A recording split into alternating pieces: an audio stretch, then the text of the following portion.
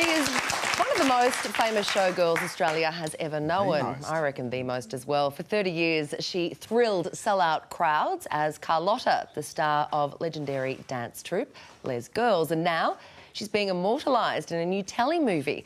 Let's welcome her into Studio 10. It's Carlotta, everyone.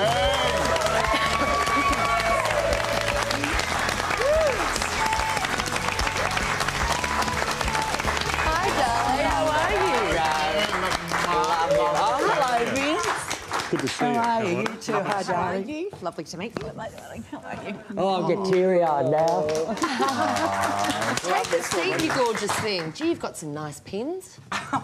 They're skinny. Yes. It's all those showgirl years, darling, you know. I believe that's what they called in the old detective movies, legs that go all the way up. All the way up and get cheeky. Carlotta, can we go back to the start? You grew up in the 50s as Richard Byron. Yes. A boy from the working-class suburb of Balmain in Sydney. When did you first know that there was something different about you? Oh, look, you know, it's... I'll be quite honest with you, you know, it's something that I've tried to get across for years, and the reason I wanted to do this movie was there are kids out there trapped, and it's a lot easier today. It was very hard for me because I grew up in an industrial area in Balmain, and, you know, we had places like Pool and Steels, Colgate Palmolive, where my mother worked.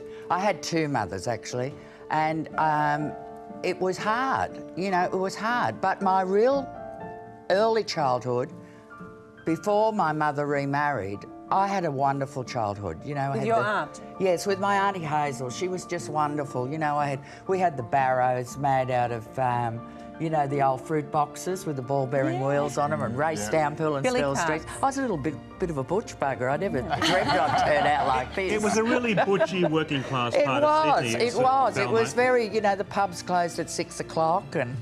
It's kind of trendy and arty now, but in those days I wish I was good at real estate in those days. I tell you, I would have bought half of Balmain. How did you get from the working-class suburb of Balmain to Les Girls at King's Cross? Well, when I left school, I went... Because I was always good. I still paint today. I was very good at painting, and I went into the art department. There was a misconception that I was a window dresser. Yes, I read that, with the mannequins. But I wasn't. I worked in the art department. I was stuck up in the ceilings of David Jones. And I used to paint the shop dummy windows, and if there was a backdrop with... Because I had beautiful windows in those days. And then I went to Mark Foy's, and I worked in the Two Towers up on the roof, where we painted all the sceneries and all that. And I was always into the art side of it. And tell us a bit about, because King's Cross in those days was, and you kind of made it what it was, you were part of that fabric, but it was just a wild joint, wasn't it? There was nowhere like it in Australia. Like I say, everywhere else was shutting at 6 o'clock. King's Cross went all night. Just talk to us about it. You know, when I first went to the Cross, I thought it was Las Vegas. But it was like Las Vegas in those days. This is before the Vietnam War. This was before the drugs were around, but like... I think it was marijuana. I tried it once and I went home and ate the fridge. And coffee. I couldn't stand it. It must have been so liberating for you, however. It was liberating, you know, but then we were working for tough bosses and we were getting ripped off something shocking. You know, we were freaks. They treated us as freaks, novelty acts. And I didn't think it would last. I never dreamt that it would last 36 years in the Cross. Unbelievable. You know, we made some blokes very rich. Carlotta, talking about your wild days, I read an article on the weekend saying that you had an affair with a household name who was a pretty high-profile television journalist. I did, but I never talk out of school, darling.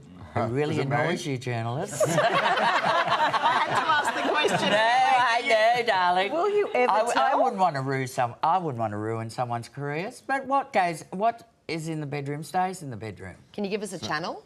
What, darling? Is he sitting on the sofa? I think it's probably I might give it to you as a wedding present. Hey, tomorrow night we'll see Jessica Murray play you in the Carlotta biopic, which is screening, of course, on the ABC. you actually had a hand in choosing her to Can play I you.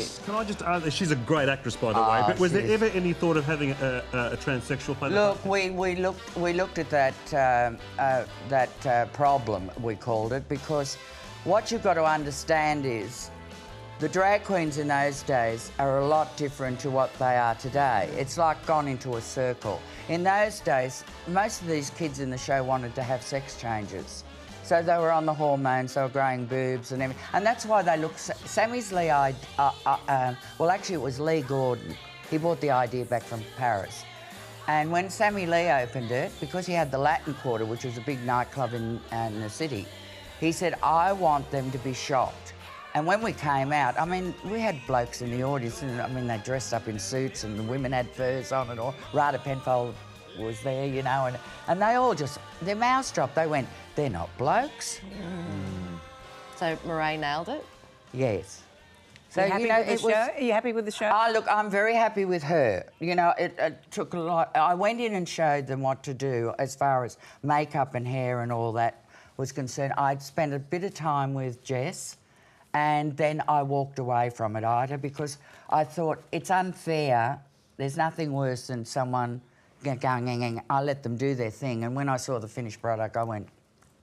Does it do Because it? well, the main thing, Vince, what I wanted was the story to get across that if there's kids out there struggling, there's light at the end of the tunnel, because I did it. It's a great piece of social history too, mate. It really is. Fantastic. You are amazing. And, of course, that telemovie is on tomorrow night on ABC 1 at 8:30. Do not miss it. Carlotta, everyone. Thank you.